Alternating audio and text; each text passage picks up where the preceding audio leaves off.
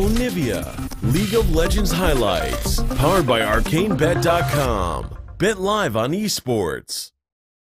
J4. Expected to be an AD Jarvan as well. That's been the only Jarvan we've seen in the top lane. Very interesting draft. Drafting bot lane. Maha's already low. Not spotted yet. At least it's not here yet either. Flash forward. The exhaust comes through from Tucson. Gonna be trying to look for the cocoon, but the roots come through. Maha going low. Doesn't have anything else to get himself out to safety. He goes down. First blood going over to Spirit. Beyond arrives, but too late. Try to turn anything around. No way. He's scoping out the bottom side of the map here. Maha. No, Maha's recalling. Yeah, he's recalling on top of a ward. Will miss the cocoon. They lock him up though. Still takes plenty of damage. The Wild Growth coming through to lock him up even further.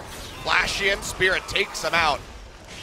2v1 comes up with yet another kill, and Spirit puts one on the board for himself. Maha going for a very aggressive recall with no flash available. Not necessary from him.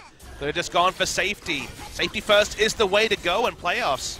There's like a freaking delaying their Nautilus. One side of that is they're looking for a kill on the Spirit. Yeah, that's going to be the pop-up here. Spirit sticking around way too long. He will go down. Finally a kill on the board here for MVP. ADD now arriving off that TP. Looking for somebody. Will find Tucson with the Cataclysm. Locks him up. Unleash power coming through. Won't finish him off, but ADD's auto attacks will.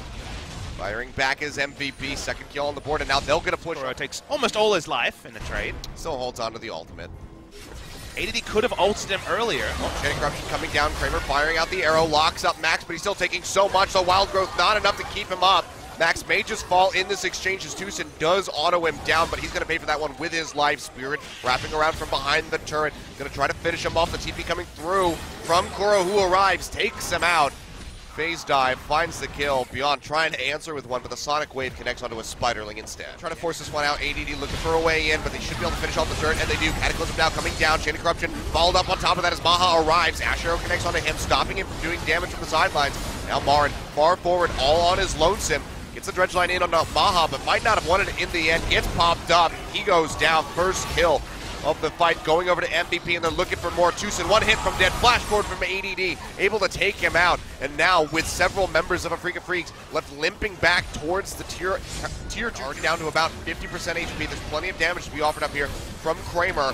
Going low, the rest of the team trying to arrive, but Maha and Max are so very far away. Beyond going to be looking for the steal, gets the Dragon's Rage kick in onto Kuro, has to make it into the mid flash, dashes over at the last second, but cannot come up with the steal, and Ian is going to be the first one to fall. MVP, how many kills can they get off the back side of this one? Looks like the answer is going to be just one. They take out Marin, but still, 4 Baron buffs going over to the Afreeca Freecs. Such a weird early game. We've had a lot of reactive play from reliable pick tools for Afreeca.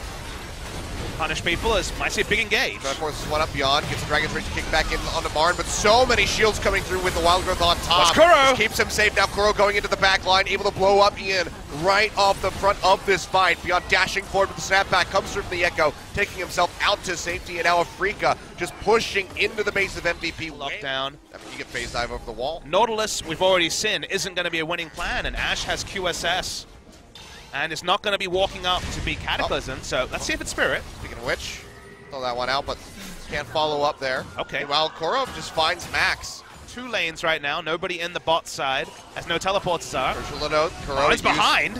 Kuro used his ultimate to try to snap back in. Marin wraps around from the bottom lane, finds Maha, who will flash away, but he gets popped up by the depth charge and gets taken down in the end by Spirit. ADD is sticking around, just completely surrounded by members of Afreeca. Will come up to that Guardian Angel, but will not be walking away from this one. He goes down, flash over the wall from Marin, finds a dredge line. No one else to follow up, but Afreeca, they have death timers on 2 key members of MVP. They could just go ahead and try to push in for the win here. They're safe to stick around. The ultimate has come back up, chipping away at these turrets with that Lich Bane. As Afreeca seek to end the game. Marin going low, but yet again, there's just absurd amount of shielding comes through. They do find a kill onto Kuro that might just stop the push, and it will. ADD, he takes the blast cone into the pit, so still has the flag and drag to try to lock somebody down. The Cataclysm's there, depth charge now coming through, throws out the Cataclysm, locking in a couple members as the Unleash power comes out, takes down Spirit. Baron does go over to MVP, but can they make it out with any buffs? ADD barely keeping himself alive, and Beyond goes in, finds a double kill, he takes out Kramer, they take out Marin, and Kuro, the only one alive as he respawns. Coming in just a bit late here as ADD already arrives. Baron going low. Spirit going to be looking for the seal. Ash Arrow comes through, will not connect to the backside, but Spirit gets it in the end, smites away the Baron, walks out with his life, at least for the moment. Kuro going golden, will get popped up, but has the Guardian Angel to bring him back alive. MVP going to be desperately looking for some kills to try to minimize the amount of Baron buffs on the map. Chasing it onto Baron. We know how very tanky he is, though. They pop him up beyond. Has to dash back, but the Unleashed power comes through, and it's a double kill over to Ian as they steadily try to chip away at this Nautilus. They lock him up one final time. The triple kill over to Ian. They get rid of 3 buffs. MVP, can they finish right here? Papa Smithy jumping in on a Spirit, kicking him away, just trying to get some alone time with those turrets, and they're going to be able to do so. They jump on the Tucson, absolutely annihilate the Lulu. A delayed Quadra, a delayed Penta, over to Ian, and MVP against all odds come back in game 1, and they finish it out over the Afreeca Freecs. What an insane game. It felt like Afreeca had it, but when they overextended one time, just one time, trying to end the game, remember that last Nexus turret was only a minuscule amount, maybe 2 hit points away from falling. The turret stays up. A couple of team fights in a row go through to MVP as Afreeca fail on the execution, and MVP end up your game 1 winners. What a wonky game. You can see the size of relief coming through from the MVP players. And Afreeca, this has to hit you pretty hard mentally coming out of that game 1.